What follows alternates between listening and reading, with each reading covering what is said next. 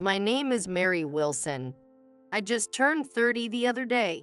Today, I want to share with you all about the great turnaround in my life. I have an older brother who is 2 years older than me. His name is John. From a young age, he has what you might call a finished look, including sharp facial features. In our neighborhood, there were rumors that he might be scouted by some agency because of his handsome face. He was what you'd call a hunk. He was charming, smart, and quick-witted even as a child. Both our parents and the adults around us adored him. On the other hand, I was the only one in the family who was chubby since kindergarten. Although my face is similar to John's, my chubby outlook is not attractive. It didn't bother me that much, though. I was shy and lacked charm. I wasn't good at talking either, so I never had the chance to be praised as smart like John. As a child, I was aware that the adults around us described us as the complete opposites. Our parents must have heard such comments too. By the time I was in elementary school, it seemed like they had lost interest in me. My grades were lower than John's when he was my age, and I stayed chubby. While John got snacks, I didn't get any. Yet, for some reason, I remained chubby. Really, you're so round and chubby like a ball. My mother would laugh as she said that. As a child, I didn't quite understand what that meant, and I just felt vaguely happy that she was laughing, but looking back, I was just being made fun of. John got new clothes and shoes for his birthday, for scoring a goal in his soccer club, just about any reason. Meanwhile, even though I was a girl, I got nothing but hand-me-downs, even shoes from John. I can't remember how many times I tripped because the shoes didn't fit. The only thing that was mine alone was the backpack my grandparents gave me before they passed away. It was my treasure. Eventually, after graduating from elementary school, John went on to a private middle school. He was accepted into a well-known, academically excellent school, and our parents were thrilled. At that time, John was so cute, like a celebrity, and he even received some offers to become a child model. Thanks to this, my parents, especially my mother, would often deliberately walk down busy streets with John. It was as if she was saying, "Hey, look how cute my son is." Meanwhile, I can't recall ever going out with my mother. Maybe when I was a baby, but I have no memory of it since I could remember. Next time, let's take Mary too. John said that once. Thinking back, he must have realized, even as a child, that I was being neglected by our parents. Sure, one day. My mother replied with an obviously reluctant face to his suggestion. I didn't feel happy about John's considerate words. Instead, I just felt a deep sense of misery as a child. A few years later, I became a middle schooler too. Unlike John, I went to a regular public middle school. From the start, it seemed like my parents had no expectations for me and had no intention of letting me take entrance exams. You know we can't spend money on you. My father had declared. I never wanted to go to a private school, but being told this from the start made me feel like my life was being shut down. When I was little, I vaguely thought, is this what it's like to be a sister? I knew nothing about other families. By the time I realized it, the abnormalities of my family had become the norm. During this time, as a teenager, I finally started to wonder, why am I the only one treated differently? But my parents' treatment of me only got harsher. My mother was a stay-at-home mom and should have had the time. Yet she frequently made me do the household chores and run errands while she went out with friends. My father, on his part, would scold me whenever I wanted to go out with friends, asking, "Who's going to do the chores?" John always cared for me, helping out and even arguing with our parents on my behalf, but they never listened to him when it came to me. Eventually, after John went on to attend one of the top schools in the county, It seemed he no longer had the capacity to pay attention to home affairs, let alone to me. And that's when I really began to know what hell was like. It started with the missed parent-teacher conference incident. In any other family, a parent missing a parent-teacher conference would be a significant event. But to my parents, it was more like, we're not going, so what? So it wasn't even considered an incident. During my 3 years of middle school, they attended a conference only once, when I was in the first year. They didn't come for the parent-teacher conferences when I was in second grade, nor during the crucial period of third grade when I was deciding on my future educational path. My teacher was worried something was happening at home, but I just brushed it off. I knew my situation wasn't normal, but I wasn't being physically abused by my parents. I didn't know how to describe this ongoing emotional suffering. Talking about it somehow felt embarrassing. It felt like confessing, I'm a child who isn't even cherished by my own parents. And the incidents continued. Next was the left behind incident on New Year's Eve. My grades were lower than John's when he was my age, and I stayed chubby. You need to get good grades, so just stay home and study. Until then, I had always gone with them, but that year, that was their excuse. It was probably just a pretext because they found me annoying. Thanks to that, I ended up spending New Year's Eve alone.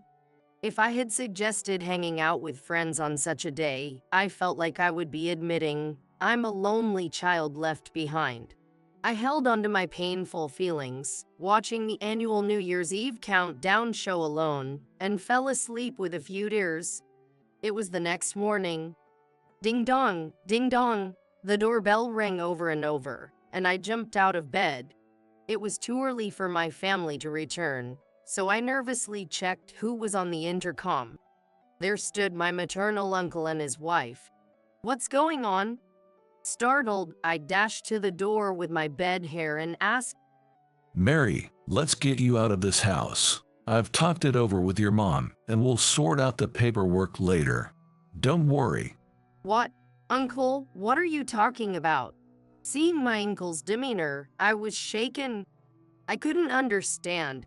What did he mean by leaving the house? Mary, if you don't mind, we'd like you to become our child. We don't have any children of our own, but ever since you were born, we've always thought of you as our daughter. I was blindsided by the conversation. Indeed, my uncle and his wife, who couldn't have children due to an illness, had always cherished me whenever they visited, and I knew they had repeatedly expressed their disapproval of how my parents treated me. While John was always the center of our parents' attention, it was my aunt who played with me when I felt alone, and my uncle who bought me trendy snacks and cute clothes.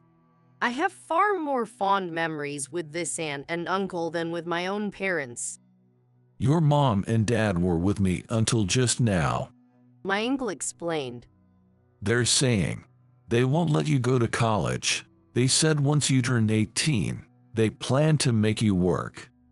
We can't just ignore this. You have the right to go to school, and you shouldn't have to sacrifice yourself for the family. I wondered if this was what it meant to be stunned into disbelief. I couldn't believe my parents intended to rob me of my future. That's why they hadn't come to any parent-teacher conferences during those few years.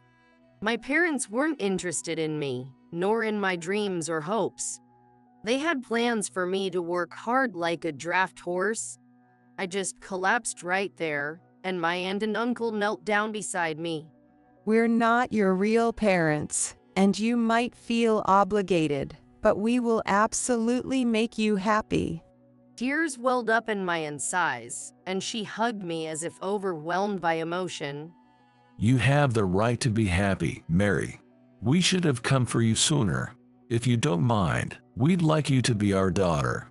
My uncle, with tears in his eyes, looked straight at me and said that, had I ever been so earnestly wanted by an adult in my life? I was just over 10 years old, but it was clear what I should choose. I decided to be adopted by my aunt and uncle. 10 years have passed since then. Since they took me in, my aunt and uncle have given me so much love and fun experiences. My aunt enjoyed picking out clothes for me and took me shopping on holidays, while my uncle, who had always wanted to drink wine with his daughter, prepared a bottle from the year I was born for my 21st birthday. We went on trips together, and my uncle, who was surprisingly childlike, took me to zoos and aquariums even when I was in high school. These are unforgettable memories I never had with my real parents. At first, I called them aunt and uncle, but gradually, I couldn't think of them as anyone but my parents. Now I call them mom and dad. I heard that when my biological parents returned to visit, they drunkenly told my adoptive parents, Mary is hopeless, you know, no charm, and her looks are just so-so, no presence, you know, and not smart either. Honestly, we don't need a dumb daughter. We have our excellent eldest son. My adoptive parents were furious at these words, but my biological parents, unabashed, started saying they wouldn't send me to college, which led to the adoption. Despite it being the middle of New Year's Eve, my sober aunt drove to get me, and I am truly grateful. I want to repay these important parents even a little. I want to be a daughter they can be proud of, so I studied hard in high school. Honestly, there was so much going on when it was time to advance to high school that I couldn't focus. That's why, after advancing to high school, I decided to secure a future that would not embarrass my adoptive parents and set goals. My efforts paid off, and I got into a prestigious national university. But that alone seemed too insignificant to express my gratitude to my adoptive parents, my dear parents. I wanted them to have an easy life in the future. With that determination, I continued to study hard in college, obtained a meteorologist license, and now I'm appearing on TV as a meteorologist. Furthermore, wanting to make my adoptive parents proud, I worked on dieting and exercising, and now I'm known as the beautiful meteorologist. After all, I always had the makings to be beautiful since I resembled John. My adoptive parents used to say, "We're proud of you no matter what," but now I feel I've truly become a daughter they can boast about. There's still so much gratitude I want to give back and express, so I won't spare any effort. Just when I thought that, my biological parents suddenly appeared before me. Mary, you've grown up. What a fine young lady you've become. My parents approached me with tears in their eyes as I was about to get into my car after leaving the TV station. I was so taken aback by the sudden encounter that I couldn't keep up with what was happening. Honestly, it had been so long that I didn't recognize them at first. I saw you on TV and was shocked. John said, "That's Mary. Can't believe you've become such a beauty. And a meteorologist too. That's incredible." My father was patting my shoulder as if to say, "That's my daughter." Really, you're truly our daughter. We're so proud. They really said it. I couldn't hide the disgust on my face as I glared at them. They didn't seem bothered and kept pushing the conversation. Since we've met, why don't we have a meal at the restaurant up ahead? Right. You must be earning well as a meteorologist. What's the point of waiting like a stalker and then acting like it's a happy coincidence we met? Even after suggesting we have a meal at a restaurant, when they hinted about my salary being high, it just sounded like they were planning to leech off me. Well, I wouldn't let them. I needed to push them away so firmly they'd never want to meet me again. That's when an idea popped into my head. Oh, I could use this tactic. "Mom, Dad, it's nice to see you, but I have another job today, so I can't join you for dinner. Sorry." Of course, there's no other job. Well, there is a reservation I made at a fancy restaurant for my beloved aunt and uncle's anniversary. Oh, that's too bad. My mother nearly clicked her tongue, which I didn't miss. How about I get your contact information? I'm having a small party for my birthday soon, with some people from the TV station. It'll have great food and be quite fancy. I'd love to invite you both. At this suggestion, my parents' eyes lit up. Really? Wow, that's kind of you. Actors and such will be there since it's a TV station. Huh? Dad, of course, they'll be there. My parents were smiling and excited. No actors were coming. It's a small party for meteorologists. Mostly newspaper and TV station staff would be there. At most, some announcers and hosts might be the most famous people attending. I smiled back at my parents without a word, reflecting their expectations. See you at the party then. With that, I left. 1 month later, as planned, I rented out the venue, and my birthday party took place. Although it was a small-scale event, renting a venue meant that quite a few people gathered. Mary. There came my parents, strutting around as if they owned the place. Look, we're this child's parents, they seemed to say. It was so irritating. Mom, Dad, welcome. Could you head to the green room right away? They'll do everything from your makeup to your outfit. The clothes you're wearing are nice, but there are branded clothes for rent, so take the chance to enjoy the vibe. My proposal brought wide smiles to their faces. So predictable. They were visibly thrilled.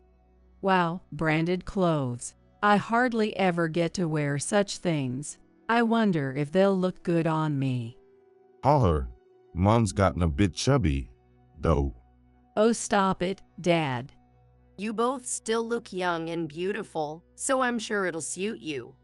I complimented them as they exchanged those words. They nodded as if they had been waiting for those words. As a child, I was too scared of being disliked more, so I couldn't see my parents clearly nor understand their thoughts. But now, they seem quite simple to me. They are the type of people who easily wag their tails for luxury, power, or beauty things everyone likes. After having their hair and makeup done, my parents returned to the party venue in high spirits. My mother wore a light pink, off-the-shoulder miniskirt dress typically worn by younger people. The result was a look that was outrageously inappropriate for her age. The sagging skin on her knees didn't quite hide her age. My father chose a flashy tie with yellow and green geometric patterns and a bright red suit. He was the only one at the venue in such flamboyant colors. Even without a dress code, it's unlikely anyone else would choose such a poor combination of attire. The clothes were indeed branded, but they were picked up from a second-hand shop. I had arranged everything myself. Please dress my parents in these. They're memorable clothes from a family party we attended when I was little. By saying that, neither the makeup nor the wardrobe staff questioned anything. Of course, I have no such memories of going to a party with these parents. But a lie can serve a purpose. My parents, believing they were wearing brand name clothes, didn't doubt it. You look great, I repeated casually. It's flashy and a bit embarrassing, but if you say it's okay, then it's fine. They seemed not to mind at all. Once, they would listen to anything the successful John said. Now that attention is directed towards me, the successful one. As the party began, and it was my turn to speak as the honoree of the day, I have a special message for you today, so please listen carefully. Before I went up to the stage, I held their hands and said this. What? They were surprised, and they looked up happily as I took the stage. Ladies and gentlemen, thank you for gathering here today for my birthday party. I also want to thank everyone who helped plan this event. Too formal. You're not usually like that. At my words, my friends chimed in with their teasing. It's business as usual. I responded, playing along, and then turned towards my parents. My parents are also here today. There they are. I pointed them out as I said that, and the lighting crew cleverly spotlighted them. Those are my shameless parents who, despite abandoning me as a teenager, found out I was on TV and even ambushed me. At my words, the room buzzed with whispers. It's no surprise, as I had rarely shared my past with anyone but close friends. What, Mary? How can you say that? My mother stood up, and my father was stunned.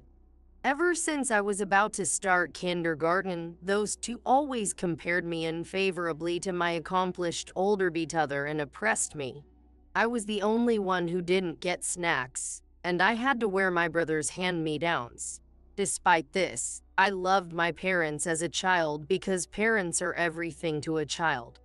But in middle school, they continuously forced me to do household chores and eventually said they wouldn't let me go to college. They didn't even come to the parent-teacher conferences. Then, concerned about me, my aunt and uncle adopted me as their daughter. It's odd to say, but I'm usually very cheerful. That's because my aunt and uncle took me in and constantly showed me love, teaching me that I'm not a worthless child. Because of them, I gained confidence, overcame my shyness, and became more outgoing. Therefore, my usually cheerful demeanor was quite shocking to everyone at the venue. The worst. The outfit they're wearing to their daughter's birthday party is just inappropriate. Immediately, voices of condemnation towards my parents began to be heard. Unable to withstand the stares of those around them, my parents looked down, trembling. But now, I am grateful to those two. Because of them, I was fortunate to have my aunt and uncle. No, my truly important parents, and I came to know the warmth of a family. At those words, my parents gave me a look as if to say, "So we're important parents too, huh?" I quietly returned their gaze with a smile. "Carl from Daily Info, are you here? Please turn all of this content and the photos into an article. Consider it a birthday gift to me." As I called out to an acquaintance from the magazine from the stage, they had already captured photos of my parents. Stop it. Don't take pictures. My parents panicked, desperately trying to hide their faces. "Such poor sports," I yelled at them. When I was little, no matter how much I hated something and said stop, you forced me to continue. It's incredibly hypocritical to allow yourselves to do that but say it's not okay when it's done to you. My mother was tearful at my rebuke. I'm sorry. Please don't make it an article. Your mom and dad will be blamed too. You wouldn't want your parents to go through that, right? I was astounded by her plea. "Do you really think I still consider you my parents? You neglected your duties as parents and abandoned everything. My parents are my aunt and uncle. Only those two are my mom and dad. Stay out of my life forever." Before I knew it, I was overwhelmed by memories and gratitude towards my aunt and uncle, and tears were naturally streaming down my face. Seeing this, the attendees forcibly removed my parents from the venue. It's over. Truly over this time. I have completely severed my ties with those people. As a child, I cut ties under the protection of my aunt and uncle. But this time, I was truly able to distance myself from those people using my own strength. Despite the sense of accomplishment and gratitude towards my aunt and uncle, and pride in how much I've grown, tears welled up. But I felt incredibly refreshed. Are you sure about this? Later, the magazine asked, but I asked them to go ahead and publish my story. It turned out to be quite sensational, covered by various programs, and there were concerns about my image being damaged. But in reality, the articles and news were mostly favorable to me, describing me as the girl who turned her life around, approaching a modern Cinderella, and my reputation only increased. Meanwhile, those two supposed parents moved houses because they were looked down upon by neighbors after my article was published. The rumor spread quickly at my father's workplace, and he was pushed into retirement. My mother had always been a housewife. As they are now both unemployed, they barely managed to live off their savings, or so I heard from John. Yes, even after being adopted, John was the only one who cared about me, visiting the home I shared with my aunt and uncle. Initially, he said he wanted to live together again, but soon he realized, it's better for you to be in this home, Mary, and was happy that I had made the right choice to be adopted. He even helped me with my studies during my college years. He's truly my dear brother. After I told everything to the magazine, he too decided to have nothing more to do with our biological home, effectively estranging himself. The next time I meet our parents might be at their funeral. He joked, but knowing him, he probably wouldn't even attend that. 5 years have passed since then. I married Carl, the magazine editor who helped me publish that article. We've had children, and now I'm the mother of twin boys and a girl. As their mother, I want to ensure my children grow up without any bias, laughing freely and living joyfully, just as my aunt and uncle showered me with unconditional love. And like John, who has always watched over me from afar, I strive to raise my children to be kind and treat everyone equally. Besides parenting, I still have other responsibilities, namely repaying my aunt and uncle for their kindness. This year, again, for their wedding anniversary, I gifted them a trip, and together with my husband and children, we all went to Alaska. Mary, you have your own family now. You don't need to keep doing this. My aunt and uncle would say that, but repaying them is also a pleasure for me. It's not an obligation, I do it because I enjoy seeing their happy faces. It's like a passion for me. Don't take away my fun. I already planned the next thing to do as I joked around. Maybe next time we'll all stay at a fancy hotel. There's still so much more I want to do with my family,